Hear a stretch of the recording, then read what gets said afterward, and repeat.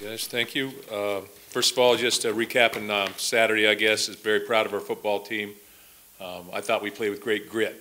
You know, we keep talking about that in and out around our program, and I thought we did that. We just did what we had to do. We played extremely hard, and is very proud of them for that, and just handled the adverse situations that we got put into and just kept coming. The message to our football team right now, though, is, you know, what are you going to do now? How are you going to respond, whether it was after a loss or after a win? How are we going to handle anything that comes our way now? You're going to be judged by the next thing, and the next thing on our agenda is Minnesota. So we go north, and we look to them.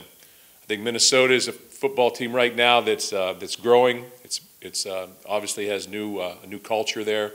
So there's new things going on. I think Coach Fleck did an outstanding job up there. Play extremely hard. They've been in every football game and had opportunities to win. So they're a 3-2 football team right now with opportunities to be really 5-0. So be another challenge for us as we go up there. Pat Shermer will be our honorary captain. So I'm excited about seeing Coach Shermer. He's with the Vikings, and we'll look forward to that as well. So I'll take some questions.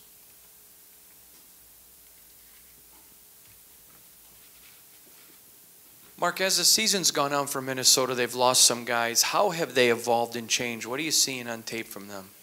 You know, I don't really see them changing. They're going to do what they do. They have a belief system in place. So I don't really see them. They're going to do what they do. And so I think they're playing some young players, and they want to run the football. They want to go, you know, obviously have big explosive plays as well. You know, Tyler Johnson, I think number 6 is the guy, the go-to receiver for them. They got 2 good running backs.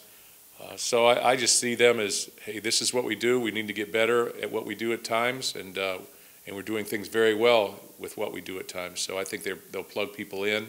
They've had some injuries. I understand that. But when you do have injuries and you're playing young players, you have to do what they already have a foundation with. So they'll have some wrinkles. Everybody has wrinkles according to which game they're playing and who they're playing against. But the basis of who you are remains the same, much like us. Mark, I know you coached against PJ twice when he was at Western. Is there stuff that you can try and glean from that, and how much do you go back even over those tapes to look at stuff? Oh, we go over everything, you know. I mean, we're going to look to the past. We look back into the past of every coach that's there. That's just what we do when we're preparing for anybody. We just try and be as thorough as possible. So we look at what hurt us, what helped us, and all those type of things.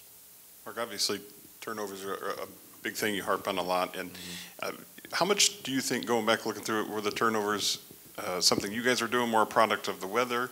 Was it a little bit of both, do you think? I think it's always a little bit of both. I mean, certainly, you know, some of the picks we pressured the guy, or at least got him a little edgy in the pocket because a couple of them were overthrown.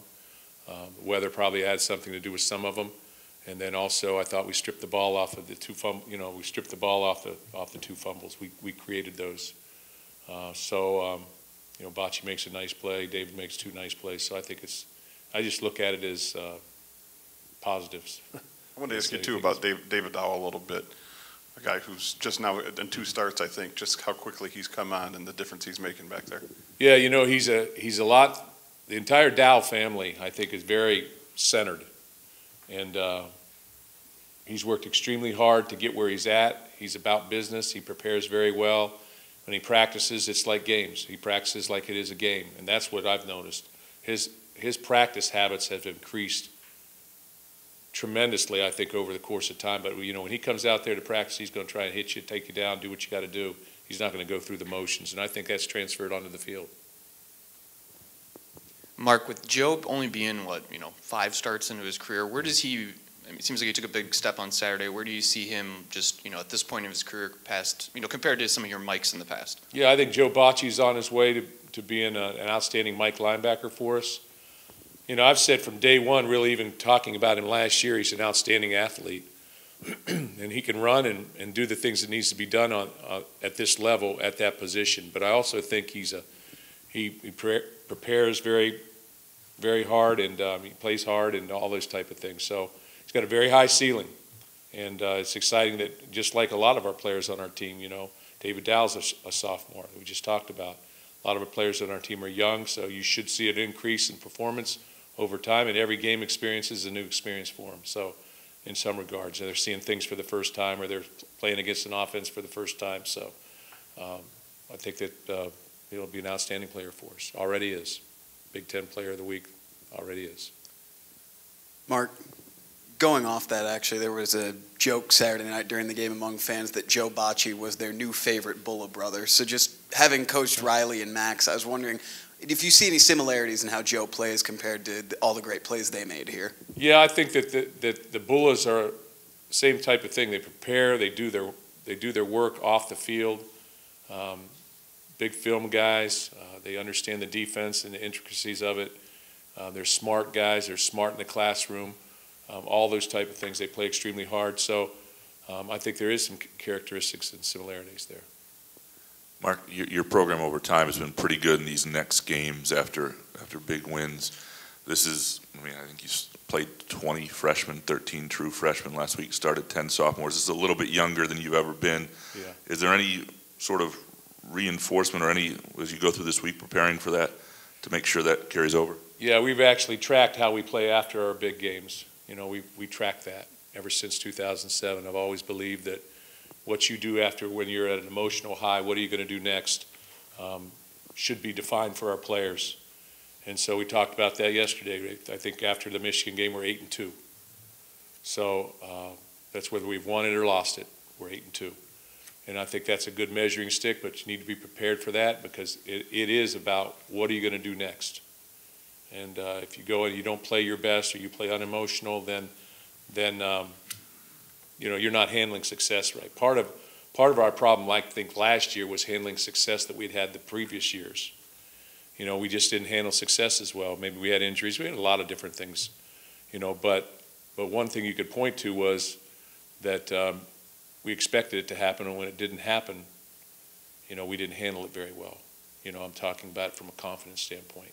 So I think right now, you know, there's a lot of messages and there's a lot of things that we can point to say, hey, don't let your guard down, keep pushing, keep climbing, keep scratching, and keep displaying grit. You know, and that's all I can ever ask for. Play hard. Usually things take care of itself, but if they don't and you play hard, you know, I'm okay with it. Mark, can you kind of talk about the play that you saw at Jarvis on Saturday? I know that he's a true freshman, so getting that kind of experience with David Beadle out, especially against a highly ranked defense like that. Yeah.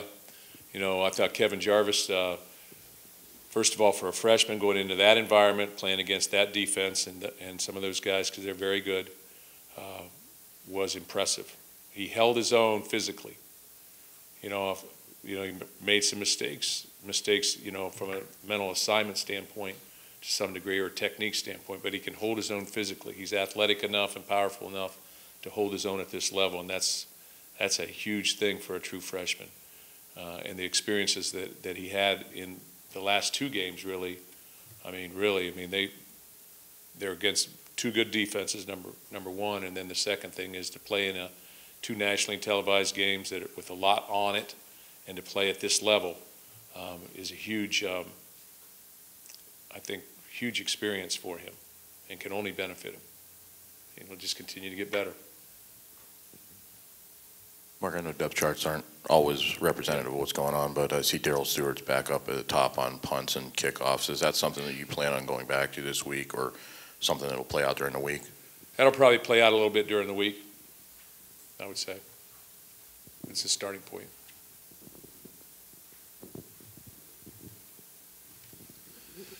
Mark, kind of getting back to what are you going to do now? And I know you don't want to jump too far ahead, but what do you think your team is capable of at this point moving forward?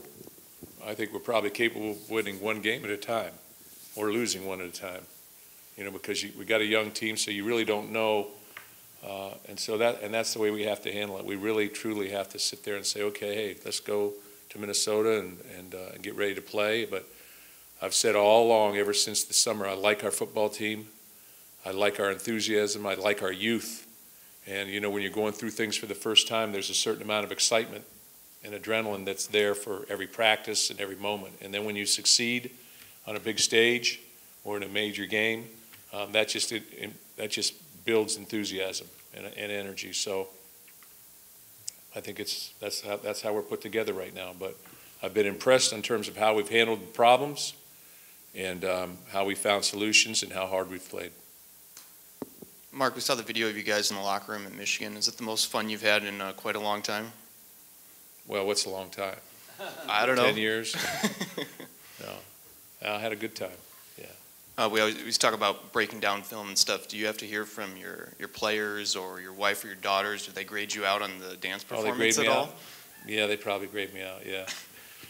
Yeah, I got to hear from them, but they're all pretty kind. Mark, you mentioned after the game that obviously you take personal joy in the win, but it's even more for you about its effect on Spartan Nation. Yeah. Damon Rensing, a couple weeks ago, was the #1 soccer team in the country and just came in and congratulated you on the win and what it meant for his recruiting. Are you able to step back a little bit and appreciate, a win in the football program, and this affects every sport? Yeah, I can understand that. I do understand that, but at the same time, I just, I don't know. I coach. I still coach because I like interacting with young people, and I like to see them grow, and I still like seeing people be successful. So whether a guy gets truly, if a guy gets all A's in the semester, I like seeing that as much as I like seeing a win. Now, certain wins are a little bit bigger, okay, and really involve everybody in your entire program, your administration, your fans, your players, everybody. And so some of those take on a life of their own. So I've always just been, after a big win, even after the Rose Bowl win, I've always just been, that was something, That's just how I've been, and now I've enjoyed myself, and I think I danced at that one too. Okay, so it hasn't been that long, all right? But that's, I think I said that at one point in time. I'm here to handle problems, hired to handle problems. I'm also hired to make people happy to some degree. So there was a little bit of that on Saturday. Mark, kind of a two-part question here. First, with the push that you guys have gotten on the defensive line, how much has that helped the edge guys? And secondly, notice that Devin Salmon not on the roster anymore. Is there an update on that? First of all, Devin left the team probably 3 or 4 weeks ago or something like that, probably. And then as far as our defensive line, when I go and I watch or self-scout ourselves and I watch ourselves play against these 5 teams that we played against, I see what I would call clinic quality tape, which is just like you draw it up, just like you want it. And that's a positive because we are young up there. So I see people playing square and being in a good football position, being in a dominant position, and basically winning their respective challenges up front. And the linebackers playing square, secondary supporting. So I see guys running the football and doing it the way that it's drawn up on a board and right. And that's a tribute to our coaches and to our players taking coaches and to, like I said before, how hard we're playing and what we're trying to do. Our players are trying to do what they're coached to do. Does it always happen? No, it doesn't, because the other people have players too. I wish I could run a play and say, let's run that play again where 28 runs for 50 yards. It just doesn't happen like that, everybody's got players on both sides of the ball, and everybody's working hard to defend or attack, offensively. Mark, 11 penalties season high against Michigan. I know obviously that's a game that's physical. That's in question, yeah. At the same time, is it a concern? Did you see me roll my eyes? Did everybody get that? Go ahead. At the same time, it's an increase in penalties over the last 3 games that I've seen for you guys. Yeah. Is that part of just being a Big Ten play, or is that an overall concern? Is there anything you see to that bigger? Well, there's a third part of that question I could answer, but I won't. How's that? Go ahead. Next question. Mark, Kenny Willekes just recorded his first 2 sacks of his career. I was wondering if that was something that you kind of saw as inevitable, or if you saw something from him that you maybe hadn't seen in the first few weeks of the season. No, I think it was inevitable. Hopefully all of our guys are going to get some sacks as we go forward. But, Kenny's, as I said earlier later this week, a couple days ago, that, he's a guy that's got athletic ability. He was a fullback linebacker, but an athletic one. Came here as a linebacker, transitioned to defensive end, got bigger. He's put on about 30 pounds since he's come here. So he's about 250. He's strong. He's physical. He's got explosive power. and he will work you. I mean, he will try and outwork you. And that's some of the things we've talked about. You got to work, you know, especially against offensive linemen, and he'll keep coming. So he'll make a dent. He'll keep playing. I think that's why he's been able to do what he's done. You brought Tyler Hunt on the road with you, walk-on kicker. I'm curious, what are you seeing from him in practice that you like, Mark? Well, it's affectionately known as new guy on the team. And I tell you, that guy is, first of all, he's a very good athlete. He's got a strong leg. You know, I've seen him kick 52 and 58-yard field goals. You know, he played a little bit of every position, I think, at his high school, Goebel, I believe. And so he's just a guy that walked on just out of the blue, walked, you know, on our walk-on tryouts, and we said, hey, looks like something, and I think he could be a guy. Now, can he be a guy this year? You know, we'll see. I'd like to continue to kick Scanlon. He's a senior. He's got experience. He covers. He's tough. He can tackle, which is an added dimension, I think. And Matt's only had an opportunity to kick a couple field goals, but he's been very, very good in practice, and he's been good in games, I think. So it remains to be seen, but I think he has a future here. I really do. He's a very good athlete. He can hold, he can punt, he can kick. Big. Mark, I wanted to ask you real quick about the corners. Seems like this past week especially we kind of dialed in on Scott and Justin Lane a little bit. There was a few more guys before, but Justin Lane especially. Talk about the way he's progressed just in the last couple of weeks. Yeah, I think he's progressing. I think, though, we have 4 guys that can play in there. It was just that it was a slower-paced game, and we just decided to stay with those 2 guys. You know, I think Josiah Scott's playing very, very well.